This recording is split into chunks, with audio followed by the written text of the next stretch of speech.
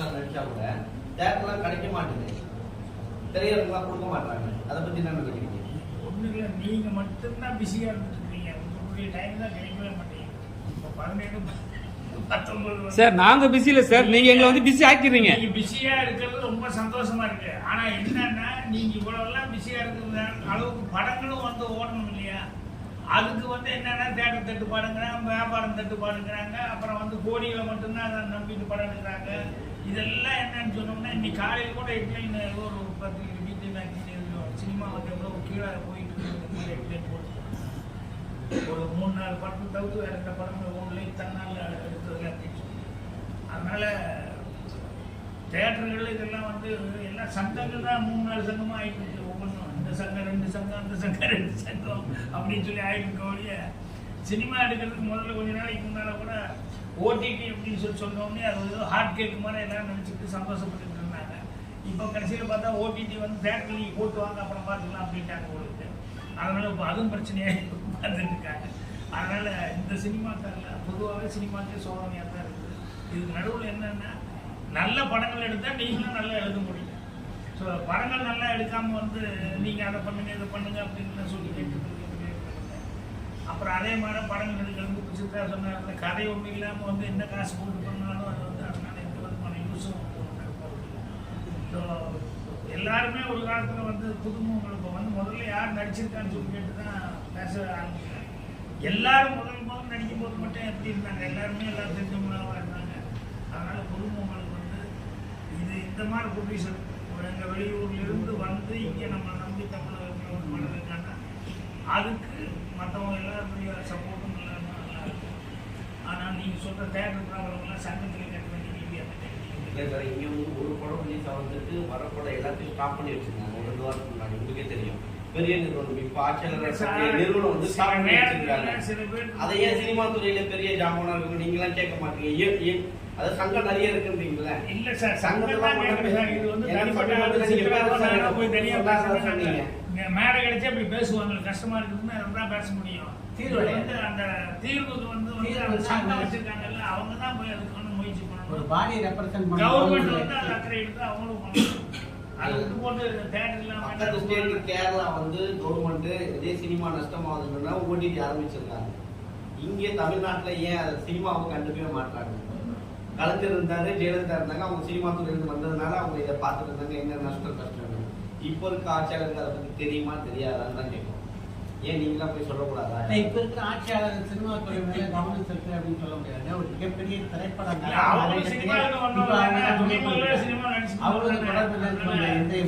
பெருசா பண்ணி பெரிய படம் வரும்போது அவங்க தான் வாங்கிக்கிறாங்க, மீதி எல்லாத்தையும் அப்படியே கீழே தள்ளிடுறாங்கன்னு குற்றச்சாட்டு வருது.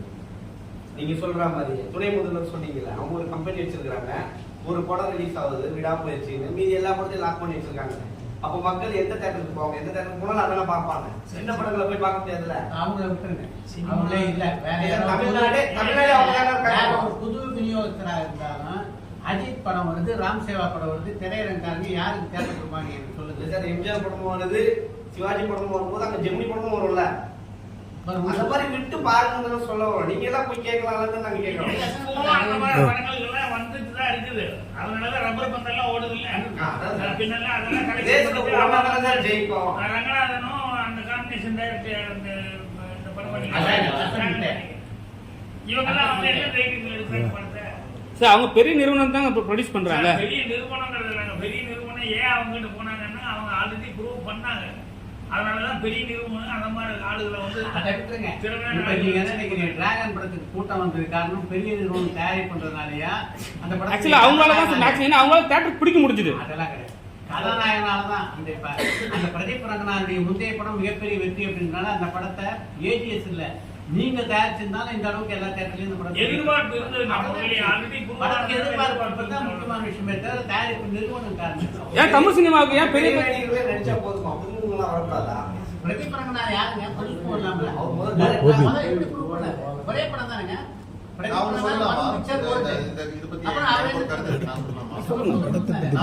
ஒரு 10-12 வருஷமா இந்த இண்டஸ்ட்ரியில இருக்கேன். நான் இதுல பார்த்ததுல எல்லாமே வந்து நல்ல படம் நல்ல கதையா இருந்துச்சுன்னா ஓடிடும். ஓகே, அதுக்கு வந்து நீங்க வந்து வாய்ப்பு கிடைக்க மாட்டேங்குதுன்னு சொல்றீங்க, தியேட்டர்ல ஓடுது. எனக்கு தெரிஞ்சு வாய்ப்புலாம் கிடைக்குது. இப்போ எங்க படம் ஒரு சின்ன படம் தான், நாங்க வந்து போய் ஒரு தியேட்டர் ரிலீஸ்க்காக பேசும்போது யாருமே நோன்னு சொல்லலை எங்ககிட்ட. எல்லாருமே நாங்க பார்த்து சொல்றோம் சொல்றாங்க. ஆனா வந்து எல்லாராலையும் ஒரு நாளைக்கு 5 ஷோ கொடுக்க முடிய மாட்டேங்குது, 3 ஷோ கொடுக்க முடிய மாட்டேங்குது. ஏன்னா அவ்வளவு படங்கள் வருது. இந்த வீக்கெண்ட் வந்து 10 படம் வருது. எல்லாமே சின்ன படங்கள் தான் நீங்க சொல்ற மாதிரி. ஒரு பெரிய படமும் வரல. நீங்க பெரிய படம் வந்து ஒரு பெரிய கம்பெனி வாங்கி அவங்க ரிலீஸ் பண்றதுனால எல்லா தியேட்டரும் எடுத்துக்கிறாங்க. அவங்க எல்லா தியேட்டரும் எடுத்துக்கிறது. அவங்க வச்சிருக்காங்க, நம்மளுக்கும் கொடுக்குறாங்க. படம் நல்லா இருந்துச்சுன்னா ஓடிடுது. இப்போ சொல்ற மாதிரி லப்பர் பத்துன்னு ஒரு படம் இருந்துச்சு, நல்லா ஓடிச்சு. எனக்கு அது நல்லா இருந்துச்சு. வாழை நல்லா இருந்துச்சு, ஓடிச்சு. அதே மாதிரி அது கூட வந்த 10 படம் இங்க எல்லாரும் பேர் சொல்ல முடியுமா? முடியாது. ஏன்னா மக்களே வந்து ஒரு கருத்து வச்சிருக்காங்க. இப்படி படம் பார்த்துட்டு ஒருத்தன் வந்து நல்லா இருக்குன்னு சொன்னாங்கன்னா அதை கேட்டுட்டு இன்னொருத்தருக்கு போய் பாக்குறாங்க. அப்படியே ஹிட் ஆகுது படம். எங்க படமும் அப்படி வரும்னு எனக்கு ஒரு நம்பிக்கை இருக்கு. ஏன்னா அந்த படம் இந்த படமும் அந்த மாதிரி ஒரு நல்ல கருத்து வச்சிருக்கோம், நல்ல கதை இருக்கு. அண்ட் அதுக்கப்புறம் வந்துட்டு இது வந்து ஒரு ஒரு ஒரு உண்மை கதையா இருந்தாலும் அதுல வந்து ஒரு சின்ன ஃபேண்டசி மாதிரி ஒரு ட்விஸ்ட் இருக்கு. நல்ல விஷயங்கள் வச்சிருக்கோம் இந்த படத்துல. ஸோ இப்போ எங்க படமும் ஹிட் ஆகணும்னா அதுக்கு எப்படி பண்றது? உங்களை மாதிரி ஆளுங்க வந்து ப்ரெஸ்ல போடுறது, பப்ளிசிட்டி பண்றது. அது மட்டும் இல்லாம நம்ம தியேட்டர்ல போய் மக்கள் பார்த்துட்டு வெளியே வந்து நம்ம படத்தை பத்தி நல்லா சொல்லும் போது நீங்க அதை எடிட் பண்ணாம கரெக்டா போடுறது. அப்படி பண்ணாலே போதும்னு நினைக்கிறேன் நம்ம இந்த இண்டஸ்ட்ரிக்கு. நம்ம இண்டஸ்ட்ரி இல்ல அவர் அந்த தியேட்டர் நீங்க சொல்றதுங்க அந்த டாமினேஷன் ஒரு காலத்து டிஸ்ட்ரிபியூட்டர் இருந்தது, ஒரு காலத்து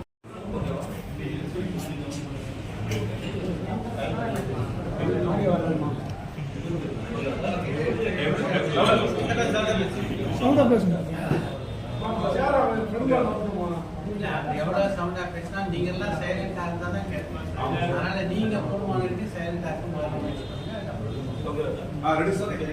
சார் வணக்கம், என் பேர் ராம் சேவா.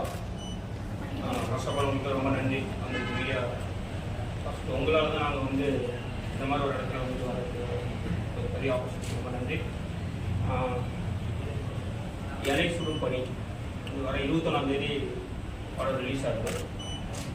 இந்த படம் ஆக்சுவலாக வந்து ஒரு உண்மை சம்பவத்தை வச்சு இது அமைக்கப்பட்ட ஒரு படம். இந்த படத்தில் வந்து நம்ம சார் பண்ணியிருக்காங்க. சார் பாக்கியா சார், அதுக்கப்புறம் ஹீரோ உபாசனா எல்லாம் பண்ணியிருக்காங்க. ஹீரோ நடராஜ் பண்ணியிருக்காங்க. இந்த படம் வந்து ஃபஸ்ட்டு ரொம்ப சப்போர்ட் பண்ணது இந்த ப்ரொடியூசர் தான். அவங்களுக்கு வந்து ரொம்ப தேங்க்ஸ் சொல்ல மாட்டேன். ஏன்னா ப்ரொடியூசர் தான் வந்து ரொம்ப சிரமப்பட்டு இந்த படத்தை வந்து இந்த நிலைமைக்கு கொண்டு வந்த காரணம் இந்த ப்ரொடியூசர் தான். இப்போ அவங்க வந்து கொஞ்சம் ஒரு இஷ்யூனால யூஸ் போக வேண்டிய நிலைமை எடுத்துட்டு போயிட்டாங்க. ஸோ அவங்களோட பிளஸிங்கோட இந்த இதை ஆரம்பிச்சிருக்கோம். இது ஆக்சுவலாக ஒரு உண்மை சம்பவம்னா வந்து பொள்ளாச்சி நடந்த ஒரு உண்மை சம்பவம் வச்சு எடுத்துக்கிட்டோம். கண்டிப்பாக இந்த படம் வந்து உங்களோட சப்போர்ட்னால மக்களுக்கு போகணும். ஒரு விழிப்புணர்வான ஒரு படம் தான் இந்த படம். இந்த உள்ள இப்போ உள்ள ஜெனரேஷனுக்கு இந்த படம் ரொம்ப யூஸ்ஃபுல்லாக இருக்கும். ஸோ சார் லாஸ்ட்டாக பேசுங்க, நீங்கள் பேசுங்க. அனைத்து பத்திரிகை மற்றும் ஊடக நண்பர்கள் எல்லாருக்கும் பணிவான காலை வணக்கம். எண்ணெய் சுடும் பணி இந்த படம் ராம் சேவா டைரக்ட் பண்ணியிருக்காரு. நடராஜன் தான் ஹீரோவா ஒர்க் பண்ணியிருக்காரு. உபாசனா அவங்க ஹீரோயின் ஒர்க் பண்ணியிருக்காங்க. சித்ரா நீங்கள் ஆக்ட் பண்ணியிருக்கோம். இதில் என்னன்னா ப்ரொடியூசர் வந்து ஃபாரின் ஹேமா சுந்தரராஜ், இவங்க அப்பா அம்மா அவங்க அங்கிருந்து வந்து பையனுக்காகவே இந்த படம் வந்து ரொம்ப சிரமப்பட்டு இந்த படத்தை செய்யணும்னு சொல்லி செஞ்சிருக்காங்க. இந்த படத்துக்காகவே வந்து கல்யாணம் வேலை பண்ணாமல் பண்ணிருக்காங்க.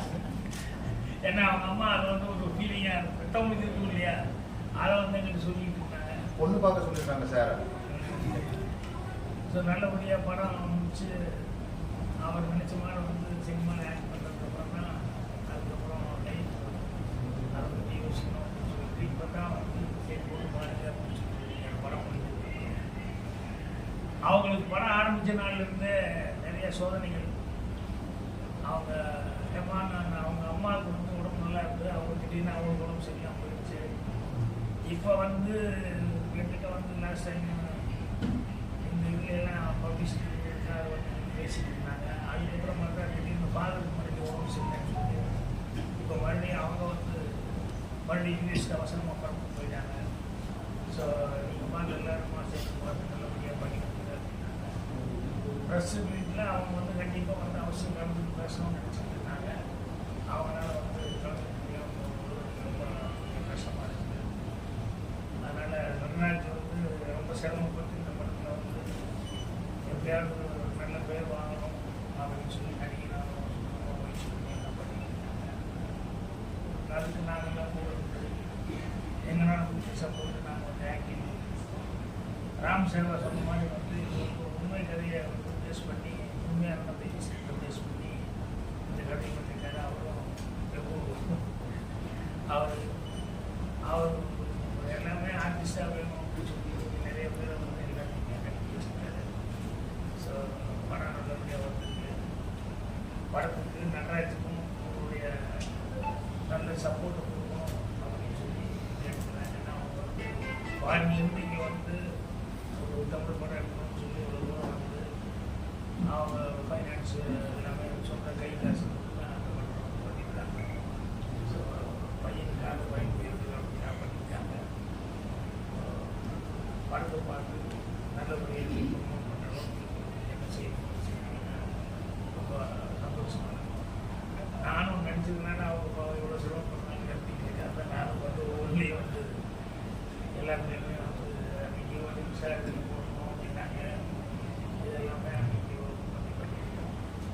ஸோ ரொம்ப மகிழ்ச்சி. படம் நமக்கு இருக்குது. அதே மாதிரி அவங்க அப்பா தேடி வரணும். அவங்க அம்மா அவங்க ரூம் பண்ணி படம் ப்ளீஸ்க்கு கேர் பண்ணணும் அப்படின்னு சொல்லி உங்களுடைய மேலான வாழ்த்துக்கள் கொடுக்கணும். நான் வந்து இப்போ டப்பிங்கில் இருந்தேன். எனக்கு ஒரு நேரத்துலேயே வந்து ஆரம்பிச்சுக்கோன்னு நினச்சிருந்தேன். அதனால் இப்போ டப்பிங் வந்து ஒரு கவியாக இருக்கேன். ரொம்ப தேங்க்ஸ் சார். மறுபடியும் ஒரு டப்பிங் போகணும்.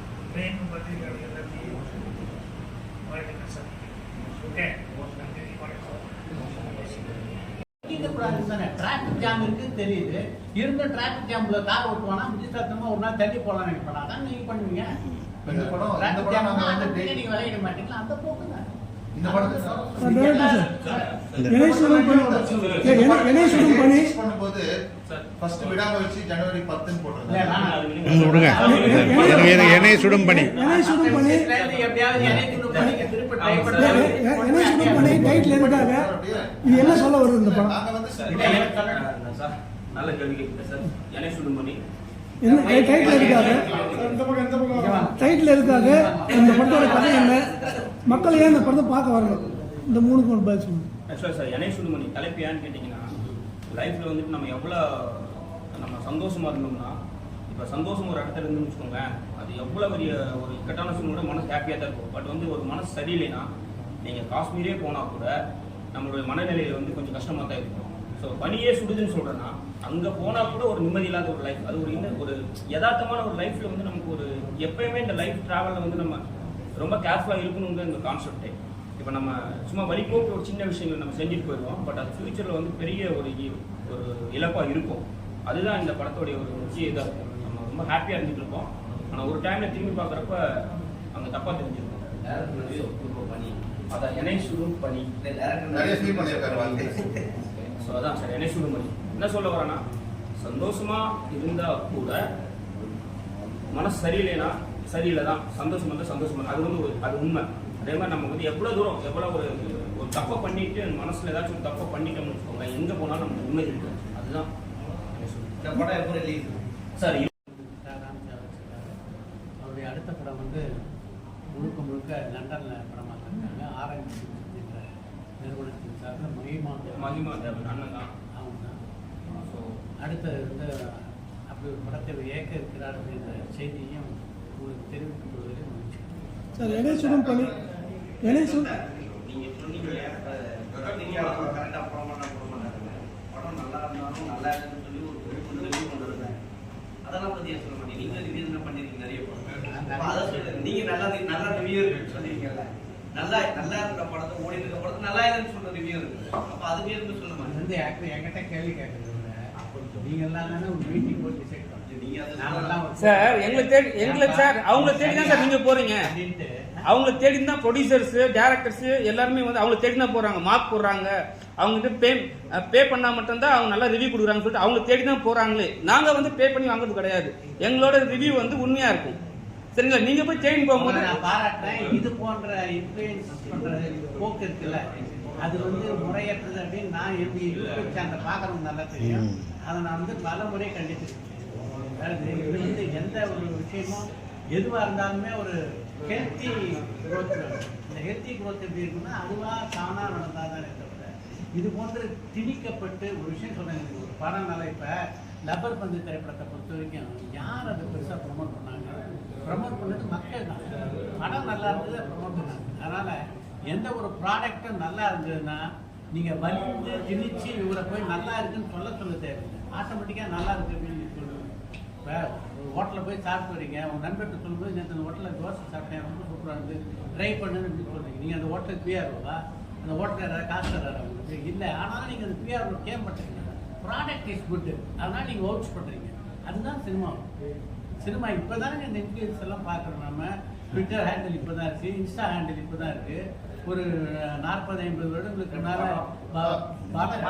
பாவரசியில் படம்லாம் வெற்றி பெற்ற போது இவங்கெல்லாம் யார் இருந்தாங்க? அவர் கொஞ்சம் சின்ன படம் சொன்னீங்க, கதை நல்லா இருந்தது ஓடிச்சு சொன்னீங்க. அது கூட ஒரு 10 படம் வந்துச்சு. விடாமுயற்சி வரும்போது படம் நல்லா இருக்கா? அது கூட ஏன் விடல? அதுதான் எங்களோட கேள்வி. அவ்வளவு ப்ரமோஷன் பண்ணாங்க. நீங்க சொன்னா